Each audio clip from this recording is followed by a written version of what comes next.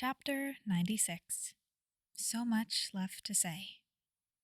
Summary. These space phone calls don't leave enough time to share everything that should be shared, but Izuku will do his best.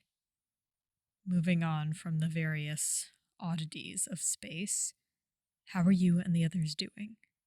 Aizawa asked a giggling Izuku. Izuku shook off his amusement at Aizawa's deadpan response to the reverse thunderstorm mention and focused on what was actually being said. Yet again, he was asking how everyone was doing. The vestiges were right. He's such a dad. We're doing well. We actually joined the Pirate Guild a few days ago. They gave us a little crash course on a few topics, tested us, and we were in, Izuku said excitedly. He'd yet to get over how cool it was that they were space pirates, even if he wasn't as vocal about it as some of the others. It was still something he was eager to share with his collection of father figures. What kind of things do they teach you? Aizawa asked, a suspicious undertone to his question. Crime? Father asked hopefully. Izuku shakes his head. They really just taught us things like government structures and how to read. Yagi's eyebrows furrow in confusion. But you all know how to read. In Japanese, maybe. Izuku shrugs. But basic? Hadn't really come up too much. What's basic? Aizawa asks. Izuku just blinks for a second. Did they think space spoke Japanese? Basic, the standard language used in space. Aizawa's eyes widened a little. When did you kids learn how to speak a whole other language? Honestly, Izuku is a little baffled at this point. For Aizawa to not even know the language he'd been speaking just hours before existed. He hadn't realized how little they'd actually spoken since the abduction. Those few moments of respite, of familiarity, seem so significant in his memories when, in reality, they're so small. Green eyes flicker between the three visitors. Seeing them all confused by space plagues and poison was amusing, but it doesn't do much good when they don't even realize they had to learn the language of the world he'd been unceremoniously thrown into. Izuku has been viewing things with a lens made up of little shards of knowledge he'd collected and built up each day about space, while they were still looking through their earth-tinted glasses. Something squeezes in his chest. It's as though he's just noticed that the three in front of him are on the other side of a gaping chasm. Kid? Aizawa asks, startling Izuku back to the moment.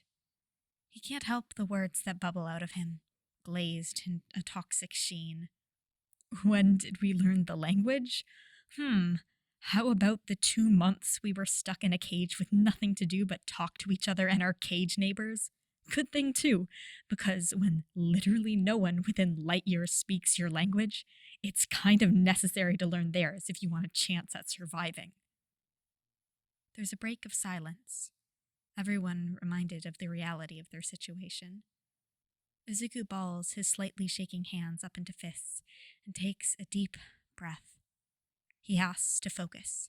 He can't let his emotions get away from him. He can unpack his little revelation later. Right now, he needs to make the most of the time he's got here. I'm surprised I haven't slipped up and spoken basic in front of you yet, Izuku says with a forced, not cheer, but he's certainly speaking lighter than before. I do it a lot when I'm talking with just the vestiges. I'm teaching them basic so they understand more of what's going on, so I guess it's more in the forefront of my thoughts then. And none of you thought to mention that? Aizawa asked the vestiges. Nope, Banjo states. None of them look guilty in the slightest.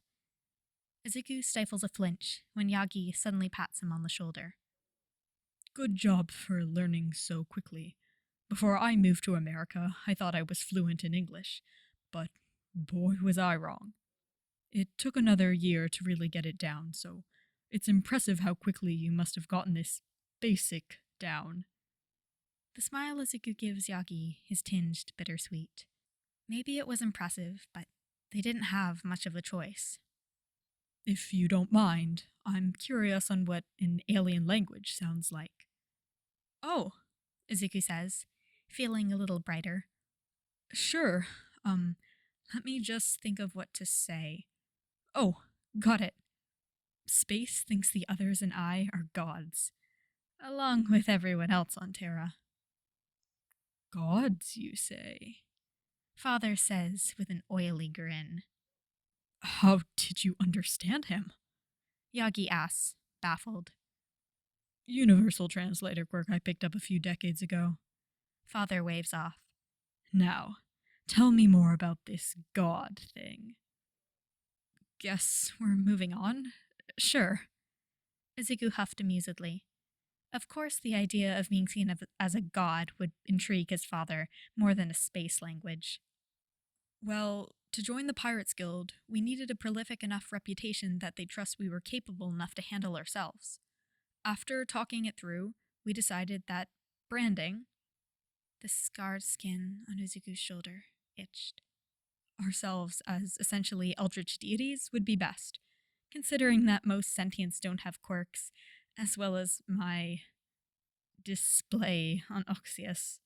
It wasn't too hard to lead into the powerful strangeness of quirks. By the time we dropped the siblings off on their planet, they'd already heard of us. Living gods, lightning, chaos, gravity, acid, explosions, and unknown, I guess. A sweet smile lingered on Izuku's face, practically the opposite of Aizawa's current "What is my life?" look. Okay, the hero drawled. I can understand all the others, I guess. But unknown? Izuku laughed sheepishly. The others had been given an actual domain in the ghost story, but he was apparently too weird. Denki had come up with the epithet once they got back on the ship, and he was rambling about their new god lore. It didn't seem like anyone could pick one aspect of my quirk and stick to it. With how weird One for All is, I can't really blame them. I'm literally haunted with a total of 3 working quirks. 3? Yagi asked, looking down at his fingers like he was trying to lift off Izuku's quirks. Oh, yeah, I developed Float when I reawakened One for All. Aizawa groaned, but Izuku could tell he wasn't really upset. You're going to be even more of a problem child when you get back. Why wait? Make your father proud and terrorize all of space. Father proclaims boisterously. Well, Izuku begins, and Aizawa already looks like he wants to throw himself out of a window. We've kind of been dropping lore hints.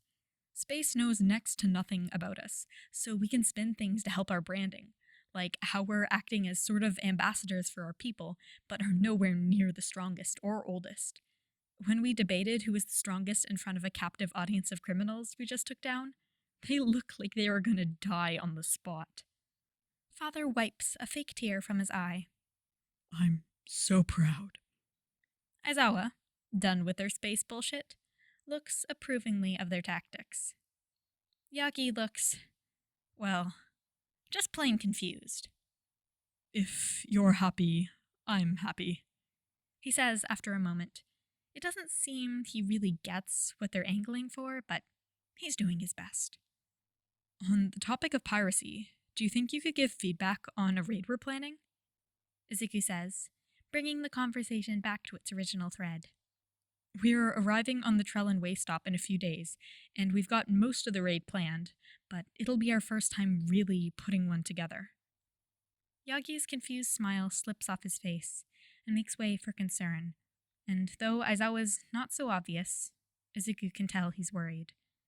Probably not from what they're going to do, but who they're facing.